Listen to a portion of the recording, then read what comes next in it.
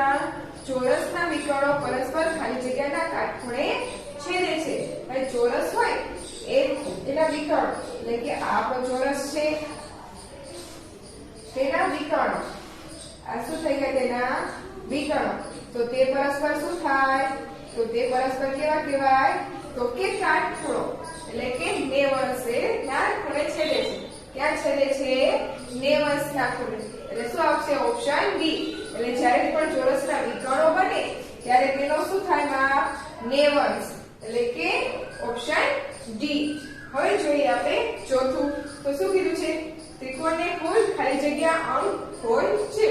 તો આપણે અગાઉના ચેપ્ટરમાં જોયું હતું ને આ ત્રિકોણ છે તેને કેટલા અંગો હોય છે યસ તો કે ખૂણા 3 ખૂણા અને 3 બાજુઓ એટલે 3 ને 3 કેટલા થાય તો કે 6 અંગો હોય છે. ત્રિકોણને કુલ કેટલા અંગો હોય છે 6 અંગો. કયા કયા તો કે 3 ખૂણા અને 3 બાજુઓ એટલે કે 6 અંગ હોય છે એટલે કે ઓપ્શન બી.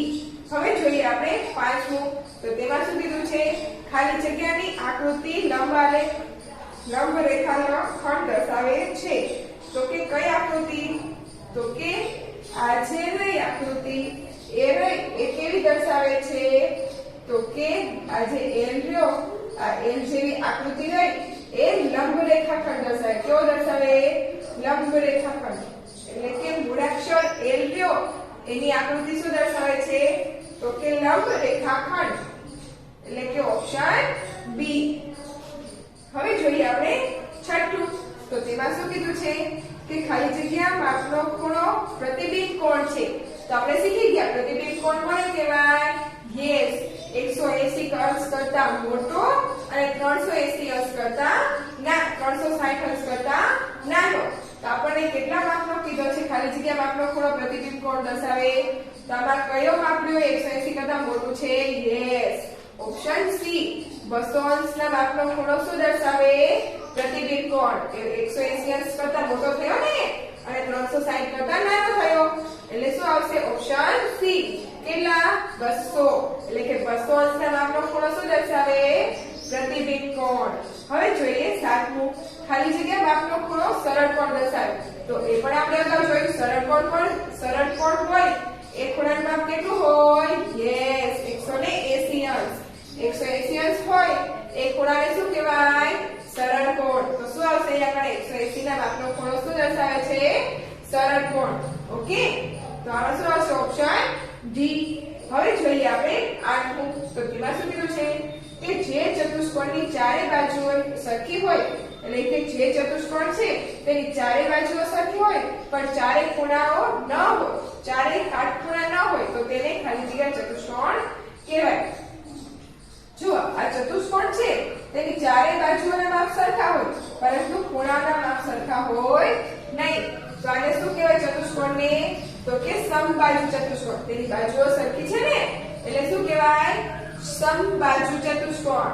તો તેને ઇંગ્લિશમાં શું કહેવાશે તો કે રોમ્બસ. શું કહેવાય રોમ્બસ એટલે કે સમબાજુ ચતુષ્કોણ. તો આમાં શું આવશે જે ચતુષ્કોણની ચારે બાજુઓ સરખી હોય અને કાટખૂણા સરખા ન હોય તો તેને શું કહેવાય સમબાજુ ચતુષ્કોણ એટલે કે ઓપ્શન ડી.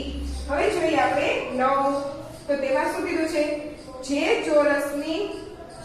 જે ચતુષ્કોણની ચારે બાજુઓ સરખી હોય અને ચારે કાટખૂણા હોય તો તે ચતુષ્કોણ ખાલી જગ્યા કહેવાય.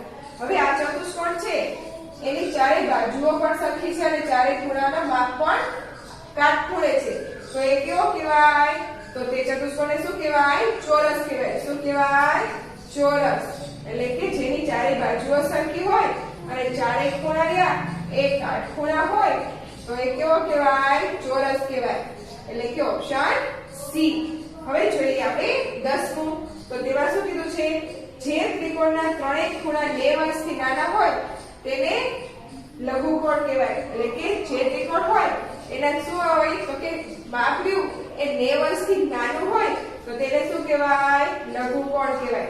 એટલે કે ત્રિકોણ આપ્યો છે એના ત્રણેય ખૂણાના માપ જાણે કે 90 અંશથી નાના હોય આનું માપ છે 20 અંશ આનું છે 30 અને આનું છે 60 તો આ બધા ખૂણાના માપ 90 અંશથી નાના થયા તો આ ખૂણો કેવો કહેવાય તો કે લઘુકોણ એટલે કે થી નાના હોય જેના ખૂણાના માપ એને શું કહેવાય લઘુકોણ એટલે કે ઓપ્શન સી 90 થી નાના તો ફ્રેન્ડ્સ આ ખાલી જગ્યા વિકલ્પો બધાને સમજાઈ ગયા ને વેરી ગુડ તો પૂછવામાં બધાને આવડશે ને ગુડ તો ચાલો હવે જોઈએ આપણે પ્રશ્ન નંબર 4 શું કીધું છે નીચેના વિધાનો ખરા છે કે ખોટા તે લખો એટલે કે હવે આપણે શું કરવાના છે ખરા ખોટા તો ચાલો જોઈ લઈએ શું કીધું છે પહેલામાં જો એમ એ રેખાખંડ PQ નું મધ્યબિંદુ હોય તો PQ બરાબર 1/2 PM તો ચાલો એ આપણે જોઈ લઈએ શું કીધું છે કે રેખાખંડ આપણને આપ્યો છે શું કીધું છે રેખાખંડ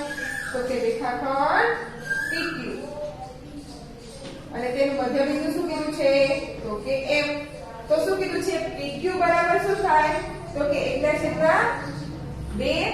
PM તો એ કેવું છે ખોટું 1/2 શું થાય ન થાય તો શું થાય 1/2 તો કે MQ એટલે કે આ વિધાન કેવું છે ખોટું હવે જોઈએ આપણે બીજું તો તેમાં શું કીધું છે કે પશ્ચિમ દિશા અને દક્ષિણ દિશા વચ્ચે કાટખૂણો બને છે શું કીધું છે પશ્ચિમ દિશા અને દક્ષિણ દિશા હવે પશ્ચિમ દિશા એટલે કઈ કહેવાય છે બાજુ સૂર્ય આથમે એ કહેવાય ને તો આ બાજુ સૂર્ય આથમે એ પશ્ચિમ દિશા અને આ બાજુ દક્ષિણ દિશા તો એ બંને બાજુની થાય ને દિશાઓ તો તેની વચ્ચે શું બને કાટખૂણો તો એ વિધાન કેવું છે સાચું હવે જોઈએ આપણે ત્રીજું તો તેમાં શું કીધું છે ઘડિયાળનો કાંટો 8 પરથી 9 ઉપર જતા 30 અંશ બને છે તો આ આપણો ઘડિયાળ છે એમાં અહીંયા આગળ આવશે 6 અને અહીંયા આવે 9 તો આપણે કીધું છે 8 ઉપરથી 9 ઉપર જતા તો આ 8 ઉપરથી 9 ઉપર જાય ત્યારે એમ કહે છે 30 અંશનો ખૂણો બને તો આખો ખૂણો રહ્યો 9 થી 6 નો એ કેટલા અંશનો હોય તો કે 90 અંશનો તો કે 90 અંશના ભાગ કેટલા પડશે તો કે 90 ના અડધા 90 ના 3 ભાગ પડે અહીંયા પછવા 7 પણ આવે ને એટલે કે 1 2 ને 3 એટલે કે 9 તરી 30 એટલે કે કેટલા આવશે 3 તરી 9 ને 0 એટલે કે 30 કેટલા અંશનો ખૂણો બન્યો 30 અંશનો ખૂણો બન્યો એટલે આ વિધાન કેવું છે તો કે સાચું એટલે કે 8 ઉપરથી 9 ઉપર જતા કેટલા અંશનો ખૂણો બનશે 30 અંશનો ખૂણો એટલે આ વિધાન કેવું છે સાચું હવે જોઈએ આપણે ચોથું તો તેમાં શું કીધું છે ઘડિયાળમાં 9 વાગે સરળ કોણ બને શું કીધું છે આ ઘડિયાળ છે આપણી એમાં એમ કે છે 9 ઉપર કાંટો જાય ત્યારે કે છે સરળ કોણ બને તો આ વિધાન કેવું છે ખોટું 9 ઉપર કાંટો 9 વાગે સરળ કોણ બને નહીં હવે જોઈએ ત્યારે કયો કોણ બને તો કે ત્યારે બને પ્રતિબિંબ કોણ એટલે કે 180 અંશથી મોટો થાય ને એટલે પ્રતિબિંબ કોણ બને સરળ કોણ બને નહીં એટલે આ વિધાન કેવું છે ખોટું હવે જોઈએ આપણે પાંચમું તો તેમાં શું કીધું છે ઘડિયાળમાં 3 વાગે બે કાંટા વચ્ચે લઘુકોણ બને હવે ઘડિયાળમાં કેટલા કીધા છે તો કે 3 વાગે એટલે કે આ 3 વાગ્યા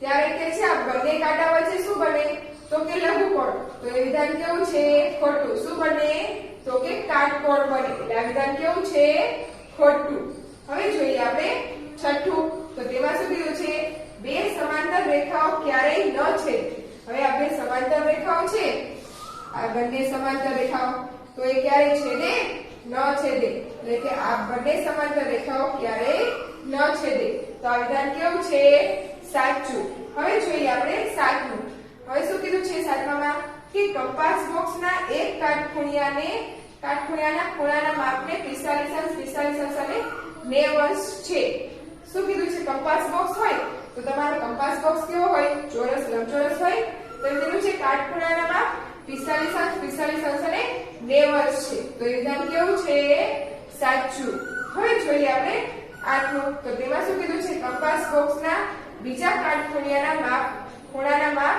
30 અંશ 60 અંશ અને 90 અંશ છે તો એ વિધાન પણ કેવું છે સાચું હવે જોઈએ આપણે નવમું તો નવમામાં શું કીધું છે કે ચતુષ્કોણ એ ખુલ્લો બહુકોણ છે આ ચતુષ્કોણ લ્યો શું કે છે કે ચતુષ્કોણ લ્યો એ કે છે ખુલ્લો બહુકોણ છે તો એક ચાલો આપણે જોઈએ ચતુષ્કોણ કેમ બને તો કે આ બન્યો આપણો ચતુષ્કોણ આ કે છે ખુલ્લો બહુકોણ છે. તો આ ખુલ્લો બહુકોણ નથી, બંધ બહુકોણ છે. એટલે ચતુષ્કોણ એ ખુલ્લો બહુકોણ નથી. એટલે આ વિધાન કેવું છે? ખોટું. હવે જોઈએ આપણે 11 10મું. તેમાં શું કીધું છે? લંબચોરસ એ વિશિષ્ટ ચોરસ છે. આ જે લંબચોરસ છે એમ કહેવાય છે કે વિશિષ્ટ ચોરસ છે. તો આ વિધાન પણ કેવું છે? ખોટું. હવે જોઈએ 11મું. તો તેમાં શું કીધું છે? દિવાસળીની પેટી આકારનો આકાર ઘન છે. તો આમ કે છે આ દિવાસળીની પેટી છે એનો આકાર કે છે ઘન છે. તો વિધાન કેવું છે? ખોટું. એનો આકાર કેવો કહેવાય? તો કે સમઘન કહેવાય. એટલે કે દિવાસળીની પેટીનો આકાર કેવો કહેવાય? લંબઘન કહેવાય. એટલે આ વિધાન કેવું છે? ખોટું. ઓકે ફ્રેન્ડ્સ, તો ત્યાં સુધીના દરેક ખાલી જગ્યા, વિકલ્પો અને ખરા ખોટા બધાને સમજાઈ ગયા ને? Very good. તો ચાલો હવે આપણે આગળ જોઈ લઈએ. ઓકે.